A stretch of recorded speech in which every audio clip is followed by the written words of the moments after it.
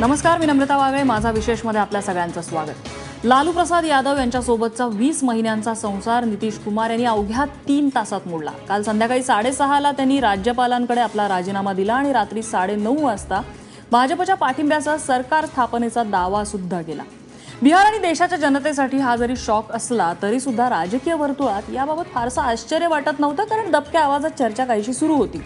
नोटबंदी, जीएसटी, राष्ट्रपती पदाची निवडणूक याबाबतीत नितीश यांनी जी भूमिका घेतलेली होती ती भाजपच्या फायद्याची होती. त्यामुळे लालू नितीश यांचा संसार 5 वर्ष चालणार नाही हे भाकीत अनेकांनी वर्तवलेलं होतं. मात्र नितीश कुमारांनी हा निर्णय घेताना एवढी घाई करतील असं कोणाला वाटलेलं नव्हतं. डावे, काँग्रेस, प्रादेशिक पक्ष यांची मिळून जी काही एक विरोधकांनी मोट बांधलेली होती त्यांच्यासह मोदींची लढणं अशक्य आहे याचा अंदाज नितीश कुमार यांना आलेला होता का? किंवा 2013 साली मोदी विरोध तीव्र असणाऱ्या नितीश कुमार यांनी अचानक आता मोदींचं नेतृत्व कसं काय स्वीकारलं? आणि आता वास्तवातली जी परिस्थिती आहे त्यामध्ये नितीश कुमार यांनी राजकीय पटलावरती एक वेगळी खेळी खेळलेली आहे. तर नव्याने जे सरकार अस्तित्वात आलेलं आहे त्यामध्ये मोदी आणि नितीश कुमार यांची सत्तेची राजकीय खिचडी जी आहे ती शिजणार का, हा आपला आजचा चर्चेचा विषय. त्यासाठी माझ्यासोबत स्टुडिओमध्ये आहेत काँग्रेसचे आमदार भाई जगताप, भाजपचे प्रवक्ते प्रेम शुक्ला या चर्चेमध्ये सहभागी होत आहेत. त्याचबरोबर महाराष्ट्र टाइम्सचे वरिष्ठ सहाय्यक संपादक समर खडस आपली मतं मांडतील. दिल्लीहून ज्येष्ठ पत्रकार अशोक वानखडे सुद्धा आपल्यासोबत आहेत आणि जनता दल युनायटेडचे प्रदेशाध्यक्ष आमदार कपिल पाटील हे सुद्धा आपल्यासोबत चर्चेत सहभागी होतात. मी सुरुवातीला जाणार आहे दिल्लीला अशोक वानखडे यांच्याकडे. अगदी थेट प्रश्न, ही खिचडी सत्तेची शिजेल असं वाटतंय का? शिजेल आणि ही चालेल, कारण दोघांनाही सध्या तर सोयीस्कर आहे. मोदींना पण बिहारमध्ये त्यांना कुठेही अपोजिशनचं सरकार नको होतं आणि ही खिचडी आजपासून नाही जानेवारी पासून, म्हणजे जानेवारी महिन्यात जेव्हा प्रकाश पर्व झालं 350 वर्षाचं प्रकाश पर्व गुरु गोविंद सिंगचं, त्यावेळेला जेव्हा मोदी आणि अमित शहा पहिल्यांदा नितीशला पब्लिकली भेटले त्यानंतर ही जी सुरू झाली प्रक्रिया ती कालपर्यंत शेवटी काल त्याचा सर्वात शेवटी एंड झाला की त्यांनी राजीनामा दिला आणि भाजपासोबत सरकार बनलं. त्यामुळे ही खिचडी बनणार होती. तुम्ही खरं ते सांगितलं की ती कोणालाही आश्चर्य नव्हतं दिल्लीमध्ये की असं होणार नाही. पेपरमध्ये फक्त वाट पाहत होतो आम्ही, जाणार कधी नितीश याची फक्त वाट होत. बर, समर खडस, तुम्हाला काय वाटतं ही जी काही नवी खेळी भाजप आणि नितीश कुमार यांनी एकत्र येत केलेली आहे याचं राजकीय भवितव्य काय असेल? राजकीय भवितव्य अशा पद्धतीने मला काय वाटत नाही, म्हणजे सांगता येऊ शकतं. हा ज्योतिषाचा भाग झाला. प्रश्न असा आहे की नितीश कुमार यांनी गेल्या निवडणुकीमध्ये जी मतं मागितली होती जनतेकडनं ती भाजपच्या विरोधात मागितली होती. त्यांचं थेट विधान होतं की मैं मिट्टी में मिल जाऊंगा लेकिन भाजप के साथ कभी नहीं जाऊंगा. असं असताना नितीश कुमार त्या ठिकाणी गेले आणि त्याचं कारण त्यांनी सांगितलं की जो भ्रष्टाचार आहे लालू प्रसाद यादव यांच्या पक्षातला, विशेषतः त्यांच्या मुलाचा तेजस्वी यादव यांचा, याचं कारण त्यांनी पुढे केलं. लालू प्रसाद यादव यांच्यावर भ्रष्टाचाराचे जे आरोप आहेत हे निवडणुकीच्या आधीपासूनच लागलेले आरोप आहेत, तरी सुद्धा त्यांच्यासोबत जाऊन त्यांनी निवडणूक लढवली होती. मला वाटतं 2 याची प्रमुख कारण आहे. एक म्हणजे पुढच्या निवडणुकीमध्ये जर नितीश कुमार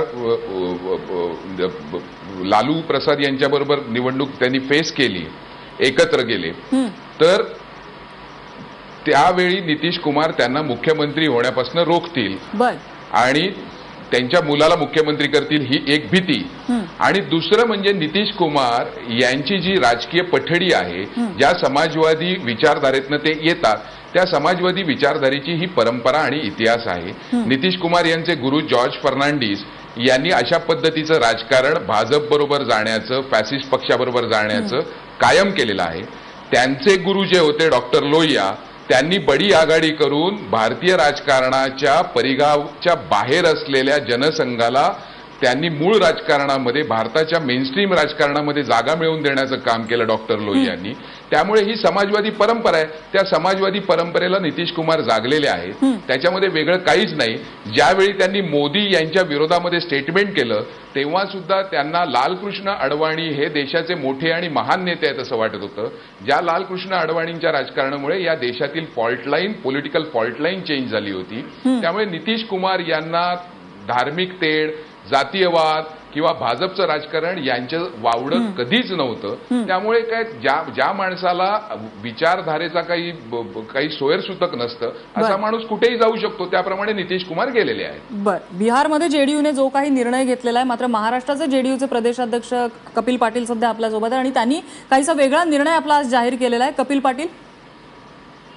हा, नम्रता, नमस्कार. बोला. नितीश कुमार यांच्यासोबत आम्ही महाराष्ट्रातले कार्यकर्ते मोठ्या अपेक्षेने गेलो होतो. आणि त्याची 2-3 कारणं होती. एक तर महाराष्ट्रातल्या शेतकऱ्यांच्या आत्महत्या आणि देशातल्या या सगळ्या पार्श्वभूमीवर नितीश कुमारांच्या राज्यात मात्र शेतकऱ्यांच्या आत्महत्या बिलकुल होत नव्हत्या. ते राज्य त्या आत्महत्यांपासून मुक्त होत. आणि दुसरं महत्वाचं म्हणजे भ्रष्टाचार मुक्त प्रशासन आणि त्याहीपेक्षा संघमुक्त भारत ही घोषणा नितीश कुमारांनी केली होती. या 2 कारणांसाठी आम्ही महाराष्ट्रात जे काम करणारे कार्यकर्ते होतो लोकभारती या नावाने, हा आमचा पक्ष आम्ही जनता युनायटेडमध्ये विलीन केला.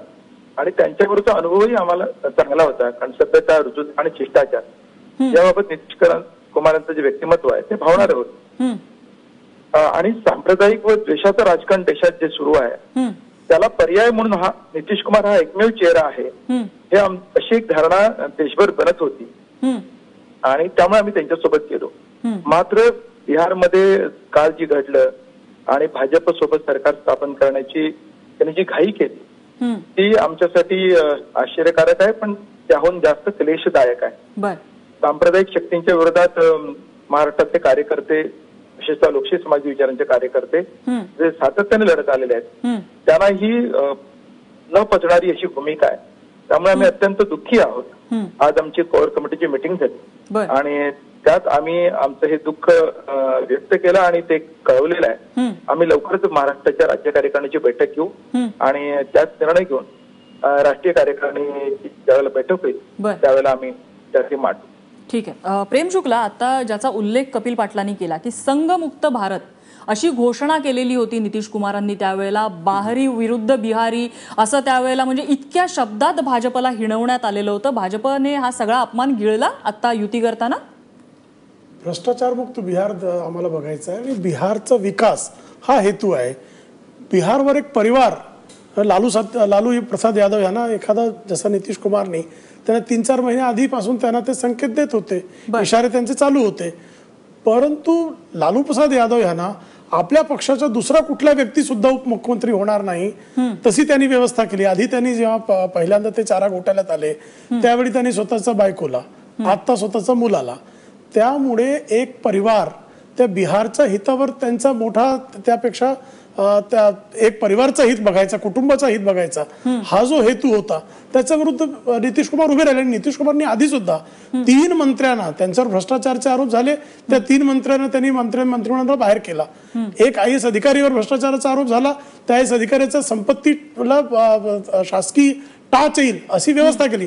तर तो माणूस आता भ्रष्टाचाराचा विरुद्ध जो लढा देणारा व्यक्ती आहे आणि आता सर्वात मोठा जो संकट या देशाच्या समोर आहे तो राजकारणातला आणि अधिकाऱ्यांचा जे भ्रष्टाचार आहे त्याच्या विरुद्ध ठामपणे भूमिका घेणारा व्यक्ती हवा आहे. सेक्युलरिझम आणि कम्युनलिझम हा इथे काय काँग्रेस बरोबर गेला किंवा सभा बरोबर गेला तर माणूस तो सेक्युलर होऊन जातो, भाजप बरोबर आला त्याला कम्युनल म्हणायचं. हे सेक्युलरिझम आणि कम्युनलिझमचा हा वाद आता संपलेला आहे. उत्तर प्रदेशच्या निवडणुकीत सुद्धा तुम्हाला लक्षात येईल शब्दात हिणवलेलं होतं भाजपला, बिहारी वर्सेस बाहरी. हा ठीक आहे ना, पण त्यांनी बाहेरी लोकांना ऍक्सेप्ट केलं ना, ते स्वीकारायला आले ना. तुम्ही अपमान तो नाही, कसला अवमान हो, ते स्वीकारतात ना. राजकारणात जे आहे, कधी रामविलास पासवान एक वेळी अटल बिहारी वाजपेयींच्या विरोधात 96ला जेव्हा विश्वासमत आला संसदेत, रामविलास पासवानांचं काय भाषण होतं आणि नंतर ते वाजपेयीजींच्या बरोबर गेले ना. तसंच सगळ्यात तुम्ही ज्याचा उल्लेख केला की लालू प्रसाद यादव यांचं कुटुंब, ही फॅक्ट खूप आधीपासूनच आहे. नाही, पण आणि नितीश कुमारला माहिती असून सुद्धा नितीश कुमारला ठरवायचं ना, ते नितीश कुमारनी ठरवलं की बाबा त्यांना असं वाटलं एखादा की आता लालू प्रसाद यांचं जे नेक्स्ट जनरेशन आहे ते काही भ्रष्टाचारी नसतील, त्यामुळे त्यांना आपल्याकडे मंत्रिमंडळ घेतला. 2 वर्ष त्यांना असा अनुभव आला की ह्यापेक्षा भाजपच बरा, त्यामुळे ते भाजप बरोबर आले. नम्रता, अशोक वानखडे. नम्रता, सर्वात पहिले मी थोडी फॅक्ट करेक्शन करतो. नितीश कुमारनी सपोर्ट मागितला नव्हता, भारतीय जनता पार्टीने अतिशय उत्साहाने सपोर्ट केला. म्हणजे हे राजीनामे भ्रष्टाचाराचा विरोध आमचा त्यांचा जमला. आपण त्यांना मुद्दा मांडून द्या ना. मला बोलू द्या. हो बोला. दुसरी गोष्ट ज्या नितीश कुमारला जिंकल्यामुळे पाकिस्तानमध्ये फटाके फुटतील असे म्हणणारे भाजपाचे अध्यक्ष आज त्यांच्यासोबत आहेत. त्यांची भूमिका बदलली, आम्ही पण भूमिका बदलली. एक सेकंद, काय या देशात ज्या प्रकारे तुम्ही मतदातांना मत मागता, जेव्हा काही ते बोलता त्यानंतर तुम्ही किती वेगळं वागता आणि त्या मतदातांना किती मूर्ख बनवता हे सर्व देशाच्या समोर आलेले आहे. भारतीय जनता पार्टीने पिढीला शिव्या देऊन तिथे राजकारण केलं जम्मू काश्मीरमध्ये, त्यांच्यासोबत सत्तेत बसले. महाराष्ट्रात एकामेकाला साहित्य खान आणि अफजल खान म्हणायचे, शेवटी एकत्र सत्तेसाठी आले. बिहारमध्ये जितक्या एकामेकांना शिव्या घातल्या पुन्हा सत्तेसाठी एकत्र आले. हे कसलं राजकारण? आणि जर भ्रष्ट असतील तर काय नरोत्तम मिश्राच्या नावावर त्याच्यावर केसेस चालू नाही आहे? नरोत्तम मिश्रा मध्य प्रदेशमध्ये त्याला वोटिंग राईट सुद्धा दिलेला नाही आहे इलेक्शन कमिशन आणि सुप्रीम कोर्टाने, तो त्यांना चालतो. मला वाटतं कपिल पाटलांना सुद्धा हाच मुद्दा मांडायचा होता अशोक वानखडे. उत्तर प्रदेशमध्ये डेप्युटी राजकारणात मिस्टर क्लीन म्हणून मागत असेल तर त्याला हिणवायचं, त्याचा विरोध करायचा तुम्हाला म्हणायचं. सवाल प्रश्न, तुम्ही इलेक्शनला समोर जायला पाहिजे होतं. Let the house dissolve. कशाला हो लोकांवर कशाला हे कर वाढवायचं, ओझा वाढवायचं? एवढी लोकांची चिंता करायची प्रतिनिधी आहेत त्यांना नको येते. एवढी लोकांची निवडून आलेले प्रतिनिधी जर दुसऱ्या सरकार स्थापन करायला सपोर्ट करत असतील तर लोकांवर कशाला निवडणुकीचा ओझा लादायचा? काय भारतीय जनता पार्टी येणाऱ्या पुढच्या वर्षात पुन्हा अशीच आपली जितकी नियती आहे नीती आहे त्याच्यासोबत कॉम्प्रोमाइज करणार या नावाखाली, की सरकार पुन्हा इलेक्शन नको म्हणून आम्ही एकत्र आलो? असं होतं का? जिथे असा राजकारणी स्वच्छ चरित्राचा जर राजकारणी असेल तर त्याच्या विरोधाला भाजपला कधी आपत्ती नाही. अहो हे राजकारणी स्वच्छ चरित्राचे नक्की आहे, पण त्यांनी टेकू कुणाचा घेतलेला होता हे असं तुम्हाला म्हणायचं आहे? लालू प्रसाद यादवने जसं बिहारमध्ये परत लालू लँड बनवण्याला घेतला होता, शहाबुद्दीनला जाऊन मंत्री भेटतो, ते नितीश कुमारला मान्य नाही. त्यांनी आमच्याकडे बोलणी केली, आम्ही लोकांना भ्रष्टाचाराला सपोर्ट दिला. करुणानिधीचं नाव घेऊन इंद्रकुमार गुजरालचा सरकार पाडला जातो आणि नंतर करुणानिधीला घेऊन मंत्रिमंडळात घेतात, ते तुम्हाला पटणार. पण भाजपने एखादा मिस्टर किलला सपोर्ट केला तर विरोध, हा कसला विरोध आहे? अहो ते आम्हाला पटत नाही, ते देशालाही पटत नाही म्हणून तुम्ही सत्य तिच्यासाठी आलात. अशोक वानखडे आणि समर खडसजी, मी येते तुमच्याकडे. भाई जगताप, तुम्ही 20 महिने संसार केलेला आहे भाजपमध्ये नितीश कुमारांबरोबर. नितीश कुमार भाजपच्या ताकाला तूर लागून देतील का? नम्रता, बरं झालं की निदान म्हटलं इथेही काय मी त्या बिहारच्या राजकारणासारखाच उपेक्षित राहतोय की काय असं मला वाटलं या चर्चेत. पण बरं झालं की तुम्हाला माझी आठवण झाली. हो ना, आता काय सगळं यांनीच ठरवायचं असतं. त्यामुळे काय असं आहे की पहिली गोष्ट, दोन स्वार्थी माणसं, सत्तेला चिटकून राहणारे दोन विचार हे एकत्र आलेले आहेत. हे मिस्टर क्लीन वगैरे हे म्हणतात आहेत ना, हे असं काहीच नाहीये. कारण याच्यापूर्वी यांच्याबरोबर नितीश कुमार एकत्र लढले होते. स्वतःचा स्वार्थ तिथे साध्य होत नाही हे कळल्यावर त्यांनी महाआघाडी केली, त्यांना सोडलं आणि महाआघाडी केली. म्हणजे एक आपल्याकडे दोन स्वार्थी बोके असतात ना, ते बोके एखाद्या दुधाच्या भांड्यासाठी कसे भांडू शकतात त्याचं हे मूर्तिमंत उदाहरण आहे. काँग्रेस लक्षात घ्या. मी अजून काय बोललोच नाही. मला असं वाटतं की मी तुम्हाला कोणालाच अडवलं नाही, त्यामुळे आणि मलाही तुम्हाला चांगलं अडवता येईल परंतु मी तसं काय करत नाही. 27 संख्याबळ बिहारमध्ये त्यांच्याकडे बोलू एक मिनिट असं आहे की नम्रता, हे जाणणं गरजेचं आहे. ज्या लालू प्रसादांबद्दल हे आता बोलतात आहेत किंवा नितीश कुमारचे सहकारी बोलतात आहेत, कपिल यांचं मी स्वागतच करीन. वैचारिक पातळीवर चालणारी ही सगळी माणसं आहेत, मी त्यांचं स्वागत करीन. तुम्ही लक्षात घ्या, 100 जागा लालू प्रसाद लढले, 80 जिंकले. हे 100 जागा लढले, हे 71 जिंकले. लालू प्रसादांनी सांगितलं होतं काँग्रेस सोडा, काँग्रेस 40 जागा लढली आणि आम्ही 27 जिंकलो. लालू प्रसादांनी सांगितलं होतं कितीही नंबर कसला असला तरी पण मुख्यमंत्री पदाचे दावेदार हे नितीश कुमार राहतील, हे त्यांचं ठरलं होतं. त्या गोष्टीला ते स्टिक करून राहिले. आता हे महाराज जे बोलतात आहेत प्रवक्ते भाजपचे, मग त्यावेळेला त्यांनी त्यांच्या मुलाला हे करू शकले असते, ज्याचा उल्लेख त्यांनी राबरी देवीच्या वेळेचा केला, त्याचं काही फार समर्थन वगैरे नव्हे, जे काय असेल ते. परंतु स्वतः त्यांचा जो काही सक्सेस रेट आहे हा जर आपण पाहिलात, मी त्या राज्यामध्ये काम केले म्हणून मी नम्रता काही गोष्टी फक्त सांगू इच्छितो. त्या अशा आहेत की ही सगळी राज्य, युपी असेल, बिहार असेल, इकडे जातीपातीचं फार मोठं राजकारण आहे. मी आपल्याला या ठिकाणी फक्त काही गोष्टीची जाणीव करून देऊ इच्छितो की यादव समाज हा 18 ते 18.5% आहे त्या राज्यामध्ये. मुस्लिम समाज हा 15.5 ते 16% आहे. जे नितीश कुमार कुर्मी समाजाचे आहेत ते 2% आहे फक्त त्यांचा समाज. पण तिथल्या जनतेने त्यांना डोक्यावर यासाठी घेतलं कारण या सगळ्या समाजाचा त्यांना समर्थन होतं. आणि तुम्ही जे आता म्हणताय, जे तुमच्या सुरुवातीला ओपनिंग रिमार्क होता, ही खिचडी टिकेल का, ज्याची खात्री ज्येष्ठ पत्रकार देतात आहेत, माझ्या मनामध्ये शंका आहे. अर्थात त्यांचा अभ्यास आहे, त्यांच्या मताशी त्यांचं मत आहे ते, पण मला जे वाटतं ते मी सांगतो या ठिकाणी नम्रता, की यादव समाज पूर्णतः, आणि तुम्ही बिहारचं सगळं आता अवलोकन करा, ह्या गेल्या 2 दिवसामध्ये ज्या पद्धतीने ह्यांनी जी पलटी वगैरे मारलेली आहे, यादव समाज आणि बिहारी समाज, बिहारची जनता नाराज आहे कारण त्यांनी टोकाचे यांच्यावर आरोप केले होते, टोकाची त्यांची भाषणं सगळी तुम्ही काढा. आणि त्यामुळे मला असं वाटतं की ही खिचडी टिकेल की नाही याबद्दल माझ्या मनामध्ये शंका आहे. आणि म्हणून 2 स्वार्थी लोकांनी आपल्या स्वार्थासाठी जे त्यांनी काश्मीरमध्ये केलं, जे त्यांनी म्हणजे कशा पद्धतीने काय त्या आयडियोलॉजीचं, मी आता आज तो विषय नसल्यामुळे मी त्याच्या बाबतीमध्ये बोलत नाही, परंतु फक्त जर आपण देशभरामधल्या 18 राज्यामध्ये आज बीजेपी राज्य करते, महाराष्ट्र घ्या, काश्मीर घ्या, हे आता याचं घ्या, आजचं उदाहरण घ्या, किंवा आता ज्या 5 राज्यांची झाली त्यातल्या 3 राज्यातली त्यांनी जी सरकार स्थापन केली, जी काय धावाधाव केली आणि ज्या पद्धतीने हे केलं, ह्या प्रत्येक ठिकाणी भाजपचा स्वार्थी चेहरा, सत्तेसाठी वाटेल ते अशा पद्धतीचा चेहराच या देशासमोर आलाय, फार काळ चालणार नाही ते. ठीक आहे, मला वाटतं प्रेम शुक्लांना काही मुद्दा म्हणतात आणि समर खडस नाही काही सांगायचं होतं, मात्र एक छोटासा ब्रेक घेते. ब्रेक नंतर मी समर खडस तुमच्याकडे येणार आहे. छोटासा ब्रेक, लगेचच परत येतोय. मला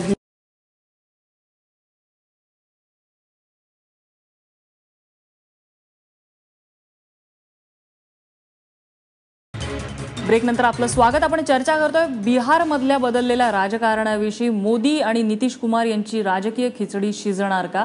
ब्रेकपूर्वी भाई जगताप यांनी काही मतं मांडलेली होती, मात्र प्रेम शुक्लांना त्यांचे काही मुद्दे पटलेले नव्हते. प्रेम शुक्ला, नाही, त्यांनी स्वार्थी शब्दाचा वारंवार प्रयोग केला, पण मला एक लक्षात येईल 2005 साली सोनिया गांधी निवडणुकीत का गेल्या बाय इलेक्शनला, कारण मुलायम सिंग यादव समाजवादी पक्ष त्यांच्या मागे लागला होता. आणि 2004 ते 2014 त्यांनी समाजवादी पक्षाच्या विरुद्ध डिस्प्रोपोर्शनल असेटची केस, त्यांच्या विरुद्ध खटले, रोज त्यांना सीबीआयचा वापर करून त्रास देणं. आणि मुलायम सिंग यादव 2017च्या निवडणुकीत स्वतःच्या मुलाला सांगत होते तुम्ही राहुल बरोबर जाऊ नका, तरी आणि राहुल बरोबर गांधी इथे खाट सभा करताना तेव्हा 27 साल युपी बिहार, आणि लगेच ते तिथे मुलायम सिंग यादवच्या मागे गेले. असे एक नाही, तुम्हाला 10, 15, 25 असे उदाहरण देता येईल. पण ते त्यांचे जे आहे ते स्वार्थ नाही, ते निस्वार्थ भावाने जात होते आणि ते बोके नव्हते, त्यांना असं वाटतं ते सिंहासारखे गेले.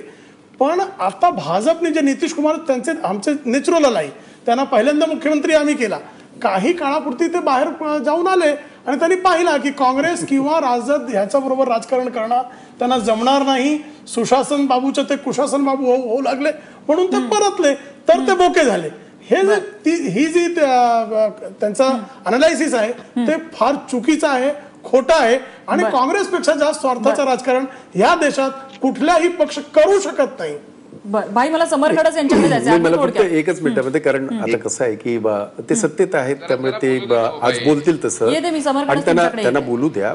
माझं एवढंच सांगणं आहे की नुसतं एकच ह्यांचा एक कलमी कार्यक्रम असतो की काँग्रेस स्वार्थी, काँग्रेस अमुक, एक परिवाराचं वगैरे वगैरे, हे सगळं तुमचं फार जुनं आहे, म्हणजे गेल्या 70 वर्षापासून आपण हेच करत आहात.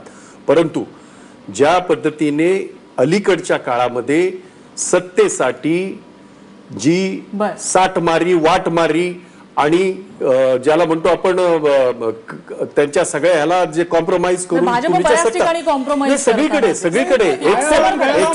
जे 2-3 राज्य आहेत तुमच्याकडे. तत्पूर्वी समर खडस. नाही, मला याच्यात एकच गोष्ट सांगावीशी वाटते की भ्रष्टाचाराचा जो मुद्दा नितीश कुमार यांनी केला हा सगळ्यात भंपक मुद्दा आहे. नितीश कुमार ज्या जॉर्ज फर्नांडिस यांच्या नेतृत्वाखाली पळले आणि फुलले, त्या जॉर्ज फर्नांडिस यांच्यावर संरक्षण मंत्री असताना जेव्हा आरोप झाले तेव्हा नितीश कुमार यांनी राजीनामा दिला का? नितीश कुमार यांचे अत्यंत विश्वासू जे लल्लन सिंग आहेत ते काय आहेत? नितीश कुमारांनी एक रेल्वे मंत्री असताना एका गाडीचं जे नामकरण केलं होतं ज्याच्यावरनं त्यांच्यावरती आरोप करण्यात आले, त्याच्यावरनं त्यांनी राबडी देवींना कोर्टामध्ये खेचेना आणि डिफेमेशन टाकेन सांगितलं होतं. काय झालं पुढे त्याचं? का नाही ती डिफेमेशन टाकली त्यांनी? त्यामुळे काहीतरी नितीश कुमार म्हणजे जणू काही गांधीजींचे नवे अवतारच जन्माला आलेले आहेत देशामध्ये.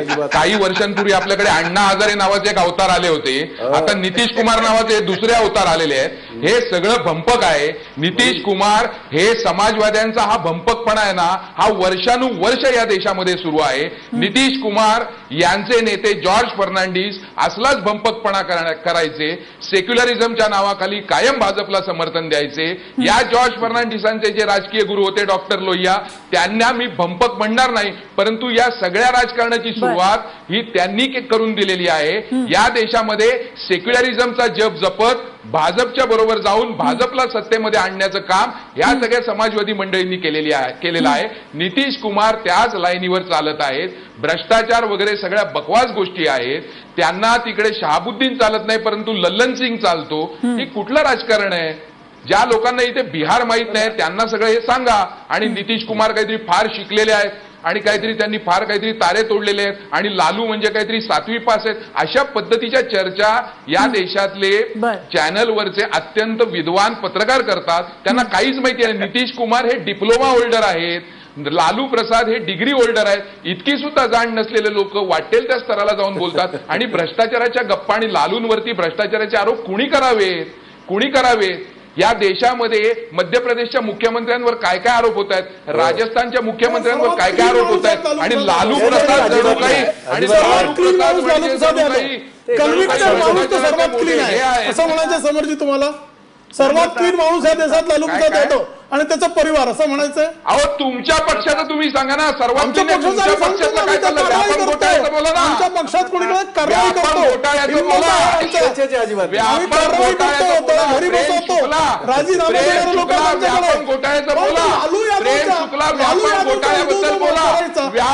घोटाळ्याबद्दल बोलल्यानंतर तुम्हाला अधिकार मिळेल. लालू प्रसाद यादव हा चांगला माणूस आहे, जो आपल्या घराच्या बाहेरचा व्यक्ती तुमचं ऐकणार नाही. ही कुठली तुम्ही व्यापम घोटाळ्यावर बोला. व्यापम घोटाळ्यावर बोलल्याशिवाय तुम्हाला लालू प्रसाद यांच्यावर बोलण्याचा काडी इतका अधिकार नाही. हक्क आहे आणि बोलणार. तुम्हाला व्यापम घोटाळ्यावर बोलल्याशिवाय काडी इतका हक्क नाही. तुम्हाला व्यापम घोटाळ्यावर बोलल्याशिवाय काडी इतका हक्क नाही. तुम्हाला व्यापम घोटाळ्यावर बोलल्याशिवाय काडी इतका हक्क नाही. तुम्हाला व्यापम घोटाळ्यावर बोलल्याशिवाय काडी इतका हक्क नाही. प्रेम शुक्ला, आपण बिहार पुरतं मर्यादित राहूया. नम्रता, एकच मिनिट. हा विषय पत्रकारिता, तुम्ही सगळे पत्रकार आहात तुमची, आणि सगळे ज्येष्ठ पत्रकार आहात. मला फक्त प्रेम कुमारांना यांना आमच्या शुक्लांना फक्त एकच गोष्ट सांगायची आहे ज्याचा त्यांनी उल्लेख केला. देशभरामध्ये मध्य प्रदेशच्या मुख्यमंत्र्यांचा भ्रष्टाचार, त्यांच्या परिवाराचा भ्रष्टाचार इथून सुरुवात असते. इथून सुरुवात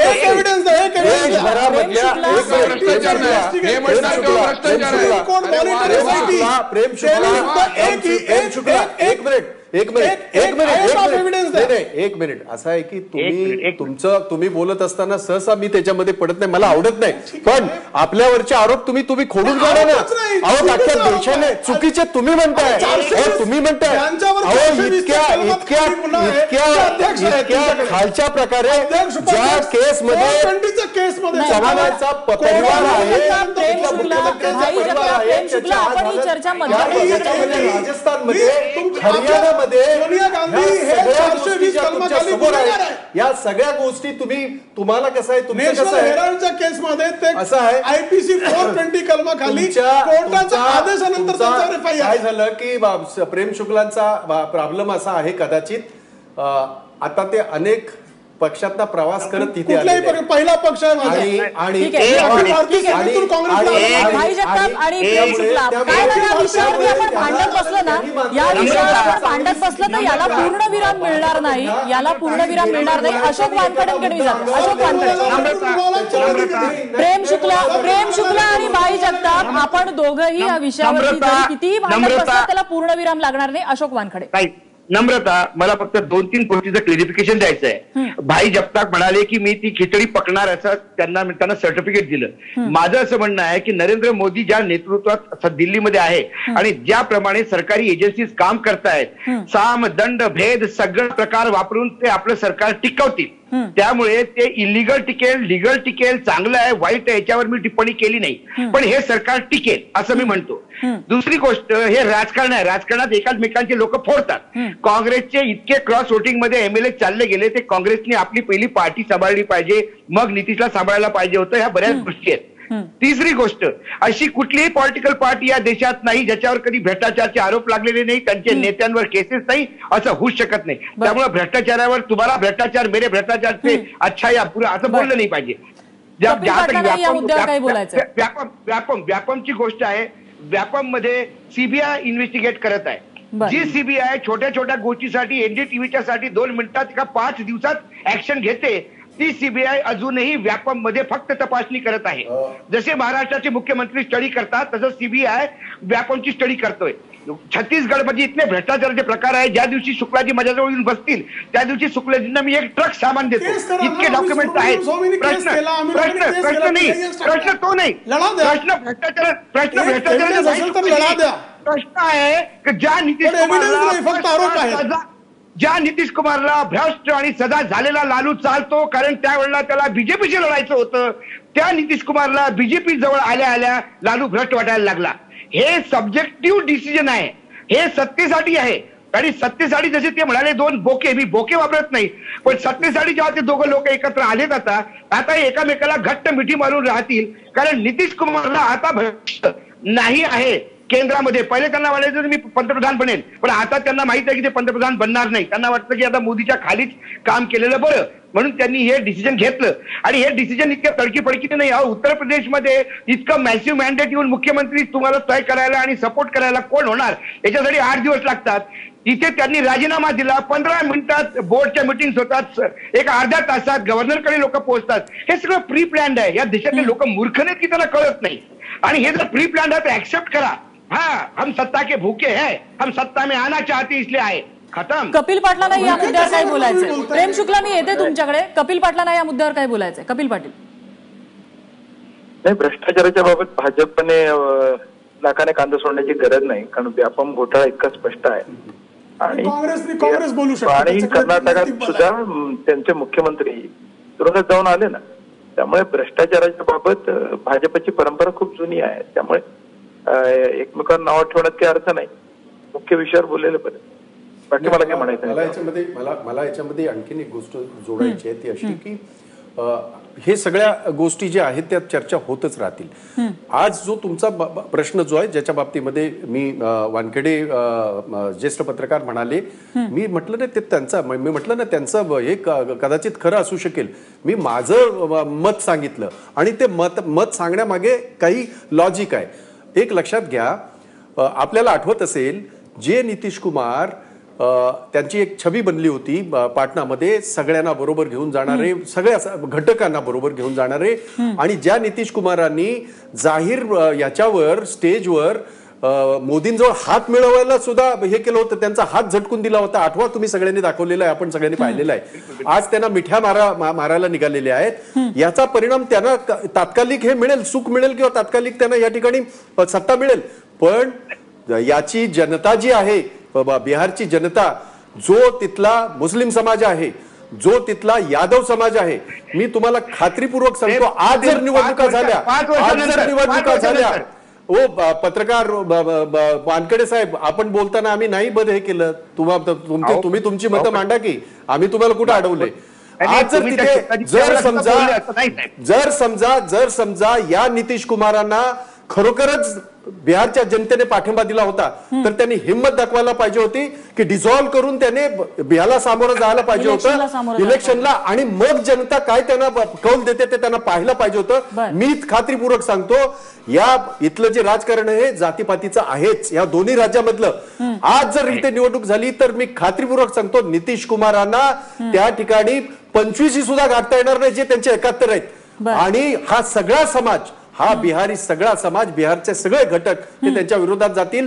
परंतु म्हणून मी त्या हिशोबाने बोललो, त्या भावनेने बोललो की सत्तेसाठी इतके सत्ता लोलुप हे नितीश कुमार आणि सत्ता लोलुप भाजप असे हे दोन घटक एकत्र आलेले. त्यामुळे त्या ठिकाणी त्यागमूर्ती आहेत या देशासाठी जो त्याग काँग्रेसने केलाय, या देशासाठी जो त्याग काँग्रेसच्या नेत्यांनी केलाय, तुम्ही सगळे केलेच आहे. तुमचं सरकार आहे, तुम्ही आता तुमचं सरकार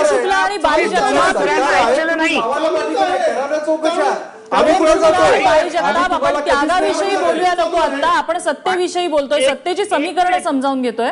भाई जगताप, तुम्ही समर सरांना ऐकलेलं नाही.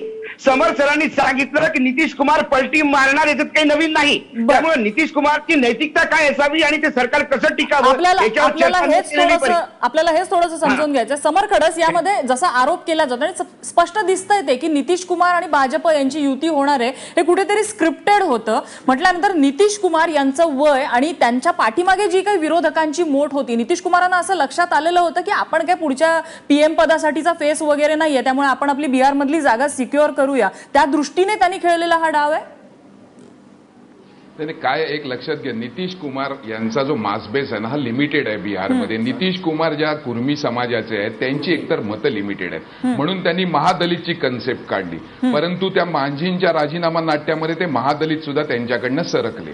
आता प्रश्न असा होता, जसं मी मगाशी म्हणलं तसं, एक तर त्यांना पुढची निवडणूक समजा बिहारमध्येच राहावं लागलं तर लालू प्रसाद त्यांना मुख्यमंत्री होऊ देणार नाहीत हे त्यांना कळलं होतं, त्याच्यामुळे ते तिकडे सरकलेत. परंतु यातनं त्यांचं राजकारण पुढे जाईल का? माझं असं मत आहे, भाजपने त्यांचा वर्षानुवर्षांचा मित्र होता शिवसेना, त्याच्याशी ते कसे वागतायत हे सगळं जग बघतंय. तर नितीश कुमार तर त्यांच्यासाठी केस झाडकी पत्ती आहे. आणि उरला प्रश्न भ्रष्टाचाराचा आणि अंतरात्म्याची आवाज, हरिशंकर परसाईंचं एक अत्यंत सुंदर ललित लेखन आहे या अंतरात्म्याची आवाजवरती. हरिशंकर परसाई म्हणतात की एक शिक्षक एक अशाच माणसाला हृदयाचा आवाज ऐकायला येतो आणि मग तो काय काय करतो घोटाळे, एका चांगल्या शिक्षकाला काढून टाकतो, एका बाईला एका वाईट माणसाबरोबर पाठवतो आणि शेवटी तो माणूस मरतो. त्याचं जेव्हा शवविच्छेदन होतं तर हृदयच मिळत नाही आणि हृदय नंतर शोधतात तर ते पायात मिळतं, असं हरिशंकर परसाईंनी लिहिलेलं आहे. नितीश कुमार यांचा अंतरात्म्याचा आवाज हा अगदी याच दर्जाचा आहे. तुम्ही मला सांगा, ज्या नितीश कुमारांनी भाजपच्या विरोधात मतं मागितली होती, तर जर गांधींप्रमाणे यांचा अंतरात्म्याचा आवाज असता तर ते जनतेकडे गेले असते आणि सांगितलं असतं की आम्ही या मुद्द्यावर बाहेर पडतोय, आम्ही निवडणुकांना फेस करतो. सत्तेची खुर्ची सोडली नाही नितीश कुमार यांनी. कालही मुख्यमंत्री होते, आजही मुख्यमंत्री आहेत. काय फरक पडला त्यांच्या आयुष्यात? त्यांच्या आयुष्यात फरक नाही पडला. ते पुढचं बघतायत. त्यांना असं वाटतंय की मोदींना आता शरण जाऊन मोदी आपल्याला पाळीव म्हणून ठेवतील, पाळीव प्राण्याप्रमाणे. परंतु मोदींचं आणि अमित शहांचं जी राजकारणाची धाटणी आहे, मी तुम्हाला सांगतो, नितीश कुमार यांचं राजकारण हे भारताच्या पृष्ठभूमीवरनं समाप्त झालेलं आहे. पुढच्या 2019च्या निवडणुकीनंतर नितीश कुमार हे भारतीय राजकारणाचा इतिहास झालेले असतील. भाजप त्यांना पूर्ण खाऊन टाकणार आणि ही फाईट ही लालू प्रसाद यादव आणि काँग्रेस अलायन्स वर्सेस भाजप असं होणार. नितीश कुमारचा त्याच्यामध्ये मिनिमल रोल असेल. लालू प्रसाद यांच्या विरोधात वापरण्यासाठी जितका नितीश कुमार यांचा वापर करायचा असेल तितका भाजप करेल. लालू प्रसाद त्यांच्या कुटुंबाला त्रास देईल, जेलमध्ये टाकेल. लालू प्रसाद जर खच्ची होता तसं वाटलं तर नितीश कुमार यांना कचऱ्याच्या डब्यात सुद्धा स्थान भाजप देणार नाही. हे माझे शब्द आजच्या तारखेला लिहून ठेवा. हे असंच्या असं घडेल. हे मी तुम्हाला ठामपणे सांगतो. Hats off to you Samar sir. नक्कीच माझी तर वेळ संपत आली आहे.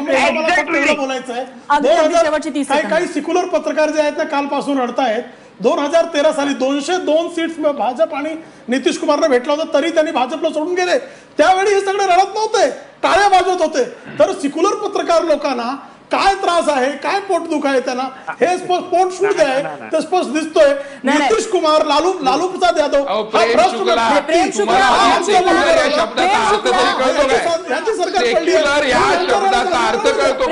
माझी वेळ संपत आलेली आहे. शब्दाचं प्रोनाउन्सिएशन धड येत नाही तुम्हाला. नाही, माझी वेळ संपत आलेली आहे. सेक्युलर शब्दाचा आधी नीट प्रोनाउन्सिएशन शिका तुम्ही. सेक्युलर पण नाही, सिक्युलर. यामध्ये लालू प्रसाद यांच्या पक्षावरती जेवढे भ्रष्टाचाराचे आरोप आहेत यामध्ये लालू प्रसाद यांच्या पक्षावर जितके भ्रष्टाचाराचे आरोप आहेत तसेच भाजपवरती आहेत, काँग्रेसवरती आहेत. त्यामुळे भ्रष्टाचार मुक्त राजकारण वगैरे हे सगळी अंधश्रद्धा असावी इतके वाटण्या इतके हे आरोप आहेत. मात्र मुद्दा असा आहे की हा सगळा सत्तेचा सारीपाट आणि सोंगट्या कोण टाकतं यामध्ये हे आपल्याला बघायला नको. सोंगट्या आता कशा पडलेल्या आहेत हे बिहारच्या राजकारणात दिसते. मात्र पुढच्या सोंगट्या या कोणाच्या बाजूने पडतील हे त्यावेळेचं राजकारण ठरवेल. आणि सत्तेचाच केवळ हा सारीपाट आणि सत्तेसाठीच खेळला जाणारा खेळ आहे हे पुन्हा एकदा स्पष्ट झालेलं आहे बिहारच्या निमित्ताने. चर्चेसाठी सर्व मान्यवरांनी वेळ दिला त्याबद्दल त्यांचे आभार. माझा विशेषमध्ये इथेच थांबतोय. बघत रहा एबीपी माझा.